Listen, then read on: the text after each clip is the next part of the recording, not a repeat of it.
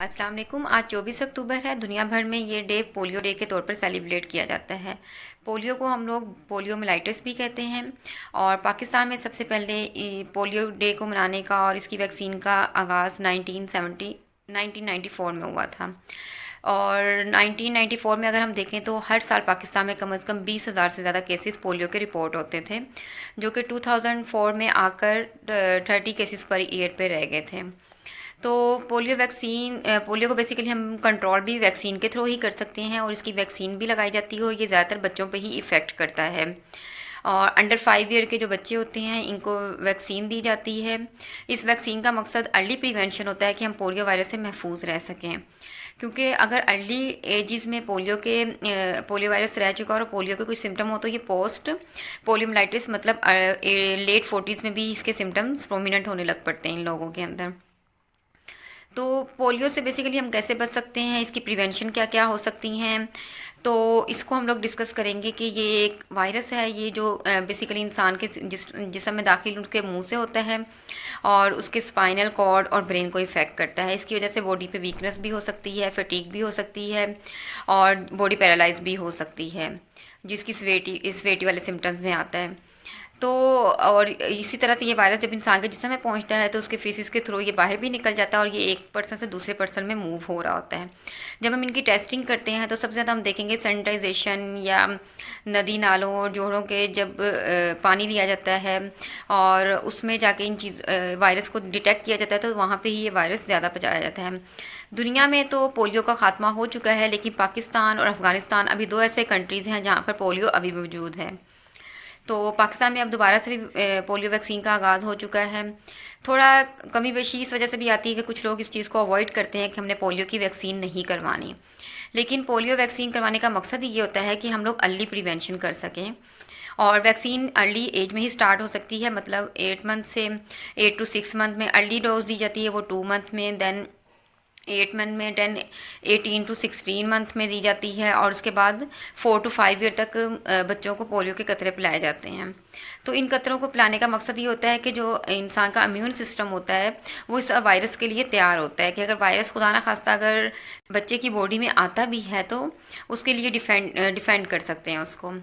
और by profession जैसा कि मैं ऑक्यूपेशनल थेरेपिस्ट हूँ, तो मैं आज पोलियो के हवाले से ये भी बताऊँगी कि अगर खुदा ना खास्ता कोई बच्चा या पोस्ट लेट एजिस में ऐसा होता है कि कोई शख्स पोलियो से मुतासर होता है तो एज ए ऑक्यूपेशनल थेरेपिस्ट हम उसमें क्या हेल्प कर सकते हैं। तो अगर हम एज ए ऑक्यूपेशनल थेरेपी की देखें कि पोलियो में हमारा क्या रोल होता है, तो हम लोग इसमें ये देख सकते हैं हम लोग बच्चे की टोटल लाइफ को चेंज कर सकते हैं कि अगर उसकी बॉडी पैरालाइज्ड हो गई है या उसमें किसी और किस्म के कोई इशू आ गए हैं तो हम उसको किस तरह से सेटल डाउन कर सकते हैं। सबसे पहले तो हम ये करते हैं कि हम बच्चे को उस फेज से और उसकी एनजाइटी को दूर करना होता है जो वो उस टाइम पे फील कर रहा होता है। देन हम उनके ट्रीटमेंट गोल्स पे आते हैं, उनकी एनर्जी कंजर्वेशन की टेक्निक्स पे फोकस किया जाता है, उनकी अपर लिम्ब पे अगर उनको प्रोस्थेटिक या ऑर्थोटिक्स या इस टाइप की चीज़ों की ज़रूरत पड़ती है तो उसके लिए उसको गाइड किया जाता है कि वो अपनी एक्टिविटी और डेली लिविंग को किस तरह से आगे लेके चल सकता है। उनका एक्सरसाइज प्लान किया जाता है, उनकी डेली बेसिस पे एक्सरसाइज होना, उन्होंने अपनी इंडिपेंडेंट लाइफ को किस तरह से लेकर आगे चलना है या हम उनकी आगे लाइफ सेविंग में किस तरह से मदद कर सकते हैं, ये सारी चीज़ें इसमें ही आती हैं। क्योंकि अगर पोलियो से बॉडी इस हद तक इफेक्टेड होती है कि मसल वीकनेस आ जाती है या पैरालाइज हो जाती है बॉडी, तो एज ए ओटी हमारा रोल ये होता है कि हम उसको फंक्शनल इंडिपेंडेंस पे किस तरह से लेके आ सकते हैं। तो फंक्शनल इंडिपेंडेंस में सबसे पहले हम ये ज़रूरी होता है कि हम उनका एक्सरसाइज प्लान और उनके दीगर गोल्स को भी फोकस करें।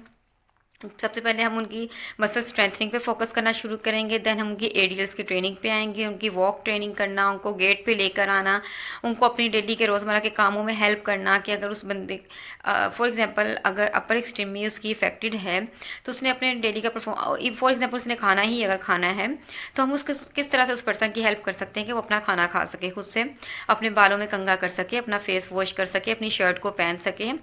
तो इस किस्म की चीज़ों में ऑक्यूपेशनल थेरेपिस्ट उनकी हेल्प करते हैं। तो आज पोलियो डे भी है और इस हवाले से मैं कहना चाहूँगी कि एक वो चीज़ है, पोलियो एक वो चीज़ है जिसको हम वैक्सीन से प्रिवेंट कर सकते हैं। तो होना ये चाहिए कि जब एक चीज़ की हमारे पास अवेलेबिलिटी है तो हम इस चीज़ पे फोकस करें कि हमने अपने बच्चों को आने वाली इस मुसीबत से बचाना है। तो इससे बेहतर हल ये होता है कि सिर्फ हम वैक्सीन के थ्रू ही अपने बच्चों की लाइफ को सेव कर सकें, क्योंकि बाद में अगर वायरस आपकी बॉडी पे इफ़ेक्ट कर देता है तो वो बहुत सी चीज़ों को काज कर सकता है कि इवन के ये लिटल सिम्टम्स हैं। अगर स्वेटी की अगर तरफ हम मूव करते हैं तो ये डेथ की तरफ मूव कर सकता है कि अगर ये रेस्पिरेटरी सिस्टम को इन्वॉल्व कर ले तो उन मसल्स में भी स्टिफनेस आ सकती है। तो बेहतर ये कि जैसा कि अब पोलियो मुहिम का आगाज़ हो गया है तो हम कोशिश करें कि हम बच्चों को टाइमली पोलियो के कतरे ज़रूर पिलाएं। हमारी पोलियो टीम्स हैं या जो भी लोग इस काम को लेकर आगे चल रहे होते हैं तो हम रिफ्यूज़ ना करें कि पेरेंट्स अगर ये कहते हैं कि 2 माह पहले हमारे बच्चे ने कतरे पी लिए थे और अब उसको ज़रूरत नहीं है,